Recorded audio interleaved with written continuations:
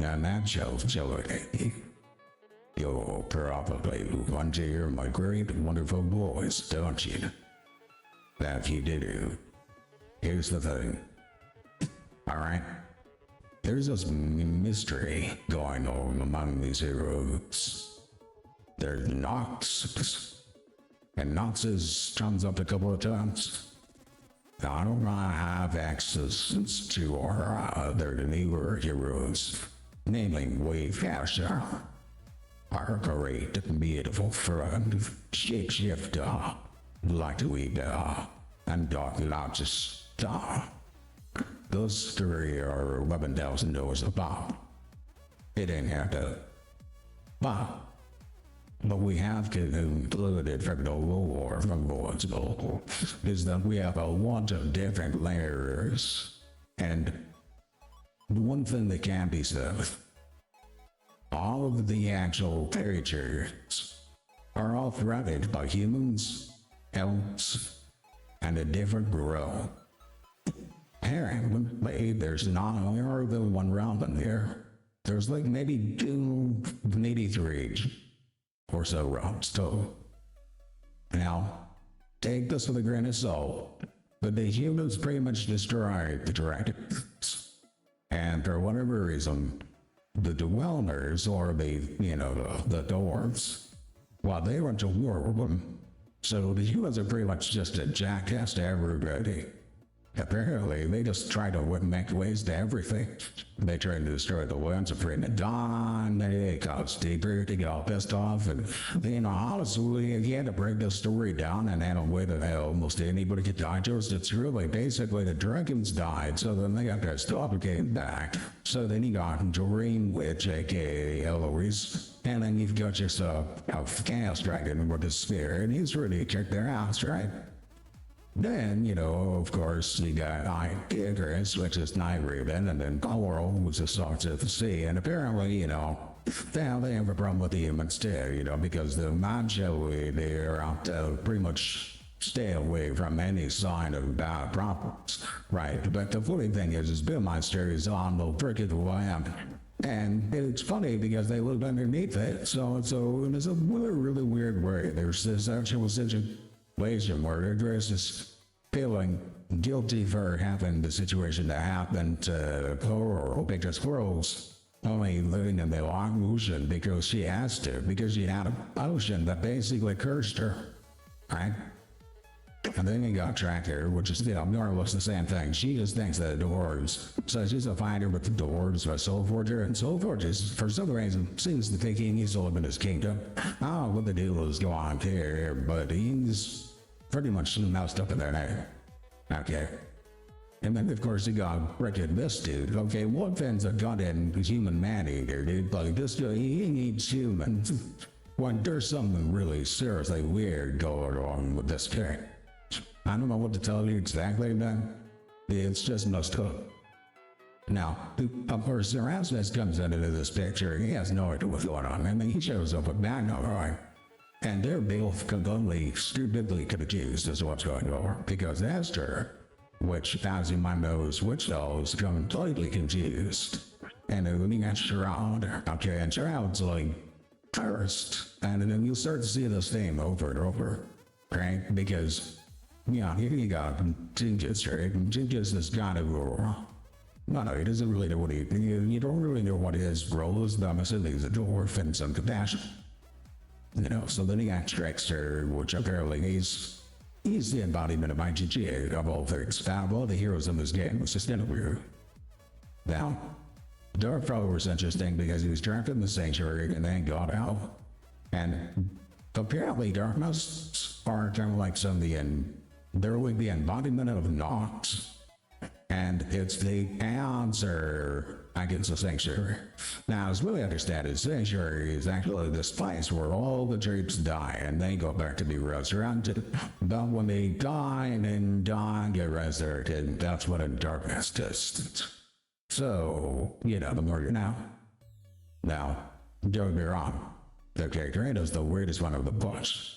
She's human, but she's the blood sucking. She's a savage. And I don't know what the deal is here, but now her role, this is really weird because she's part of the tree loving forest people who, according to her, everything that isn't her is bad.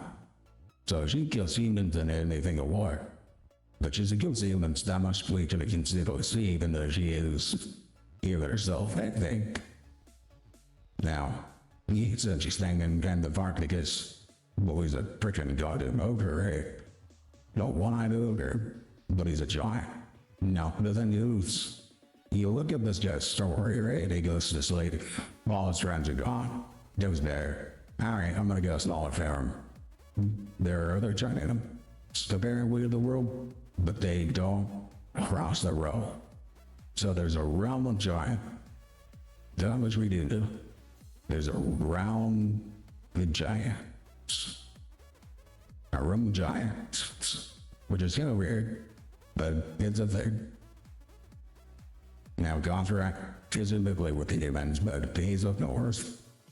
He said he's trying to deal with the John Love's part of that forest fair to people. He's basically a rabbit that got really pissed off because somebody's somewhere through boulders and he just became God Lord. Apparently he worships the god of Apollo, so there's a party that now seriously considers wondering who the hell gave him the power, because we all know that in this universe, there's something more to it now. Now, of course, you go to freaking Jonas. Again, this is weird because she's neither human nor is she part of the forest. I mean, I think she's part of that forest faction, but like, it's not very clear as to whose side she actually sides on here. I'm assuming she's just about Anna. Now, of course, Blake is kind of like Dark Teenage Mutant Ninja Turtles crossover, I'd argue, but the one thing that we should know about this guy is he's obviously deciding what the humans think. Just his role in this is pretty much over assassin. Now, of course, the Death Knight is pretty much a human that tried to cross under the other realm and then came back as a goddamn monster. So, within the world of Lord's Noble, this is a weird character because for all we know, this could have been Oathkeeper's bro or some shit. His name's Shang. So we know that when people cross into the realm, or rather they go to the realm of voice of the dark house, for example, they pretty much turn into dust, which is kind of interesting. Because that is to say that means that they turn into evil creatures, or there's something out there that causes peril. But you notice that even Death Knight isn't Nox, nor does he match the same killer that we call the Darkness did. So it does make you think that maybe he's not the thing that we need to look at. He's just a small player, a very big player with a rock. Now, of course, I have Incinerator. Now, I think Incinerator is kind of interesting in that Incinerator kind of plays this role as more of a like and she's both a magic hero, but she's also kind of finding her way, and I would assume that she's probably helping humans. In a way, she's almost like part of her own little faction anywhere. Now, of course, we have Donna, which goes back to that forest faction I was talking about. And they just kind of seem to be sitting in the bush in the middle of those. But what they did mention, though, is apparently you can rip their wings and you can live in your it. Okay, so there's definitely something weird going on here. We just don't know enough about it yet. And of course, the Queen, which looks like a ripoff of Frozen, right? But she apparently meets the humans and unfortunately gives her presents. They go to war now. So what this tells us, that sorcerer's faction between Snow Queen and Incinerator, they must to be part of this in some way because they give the humans road up, to which then causes a faction war between the others. Now, interestingly enough, Anderson's given this weird go because he's immoral, but we don't know exactly what he did because we know that in his extra-dimensional threats, or something that he tried, I'm not sure dimensional was found back to that reference of rogues. So I take it he's pretty much a sorcerer who's trying to help demons. And that's a really big important detail that we need to know here because that's, I think part of this, as far as the lore building goes, that's something to keep in mind.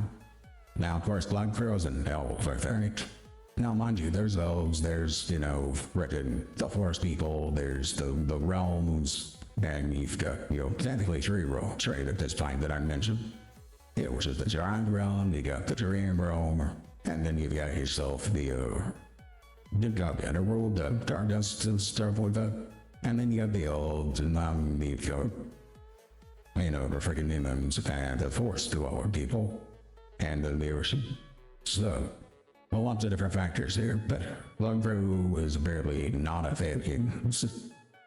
And if they say, if K-Pair's kind of this guy, like that, he's like, I guess I'm gonna fight my kingdom and kill everything in my state. But he's blind as hell, so we're going around him, and he doesn't actually know why. Which is interesting, because, just like in any world building, and in a way it's innocent, because he's not really aware, he just knows what his world around it has been like. And that's really interesting. Because now if you look at Ground Glare just basically paints, but she paints the story, and she knows magic. So she's right in that crowd with the magic crown, but it's interesting. Because that means that, storage alerts exist and ground was kind of in my fights. Now, the answer sword, to D double for that matter, is a really weird one. Okay, with this one here in particular, you got it sadistic, but this goes back to the jury part, because, well, who doesn't pick this? Which does make me wonder, will we see now heroes from the dream? In fact, it's a whole different conversation. Now, of course, you have Chaos Dragon, which I mentioned earlier. There's Wimp, the Dragon Kingdom. You're referred to as Tuxedo, the Black, is who they rule by. So, there's another old story here. Now, you might remember Necrolord. Necrolord's kind of like the king of the ocean. So, seas were and songsters of the sea, like that whole realm. There's an ocean kingdom, there's a dragon kingdom, there's a human kingdom. We don't know a whole lot about the elf kingdom, the giant kingdom, or the forest dweller kingdom. So, but we know they exist. Now, see, that's interesting. That's part of the dwarf kingdom. So, at this point, right, we got dragons, we got dwarves, elves, we've got humans, we've got freaking sea creatures and shit like that. So, again, just take this with a grain of salt that it stings them down. That first, watch your Doommeisters human, just think that that's gone back to the humans. And Crooks of Thieves is kind of interesting because this guy's in a village, so we know that he's human. But he's not really like the other knights and stuff, so he's gonna be still just a different character. Maybe you wonder how big this world is, where he's from, because we know we were in Brazil, and he's from the desert or something. But we don't know very many characters from there. Now we know of Alfonso, because apparently Alfonso is just that. And Aster we know because of the circus. And a circus happens to be burned by magma, so we also know Aster meets Anderson, and then Anderson gives their current powers. Now, Femme Fatale's kind of interesting because Femme Fatale's the vampire. Now, they're getting back to it, it's like, okay, so we don't really know exactly what her rules mean. So I know she's kind of human-like, which means that she's part of the Fillers, that she's human. Carcass is the centaur, so that's, once again, go on there. That's like Dweller / alchemists. Now, alchemists, this character might be the worst character, and turns out evil. Like, this character is actually evil. I don't worry about how most of the other characters are. I'm surprising that this character is a hero because she gives them something, then cures them, and then, the storyline to her is evil, so. A person. Now it's, even as their DLC hero, I guess. It should just be worth mentioning that within the world of Lords of the Viral, they really jumps. Now, of course, you have Nightmare, which has a river that's elementalist. And then you've got Fenrir, which is once again another shaman, but he's being converted and turned into this monster. So he's kind of like a forester, but he's not. He's up with an ox. And Nox isn't a big deal here, because we don't know a whole lot about Nox. Now, of course, Master Kirk is kind of interesting because he's part of me still there. This is pretty much cutting him around with like Joe Warrior and the Force Peoples. You know, and then of course you got Grover, which is Force People. He's trying to. And then you got Twilight. Now, this character is really interesting because she's at the hand of Nox. Now, we don't know a whole lot about Nox yet, but what we do know is that anybody tied to Nox seems to be related to like the evil, very dark and powerful. That much where we do know about the character background so far. In fact, even neither of guide is from the internal servitude, so she just roams around the ocean part. But again, Nox does seem to have his habits, and it's far reaching. And of course, they have curse on her, but that's, you know, that's the story that we know so far. Of course, we aren't just knowing the stories from the backgrounds of the other heroes that I have not mentioned, so if anybody happens to have those stories, please comment section below, please. Thank you very much, and thank you for watching.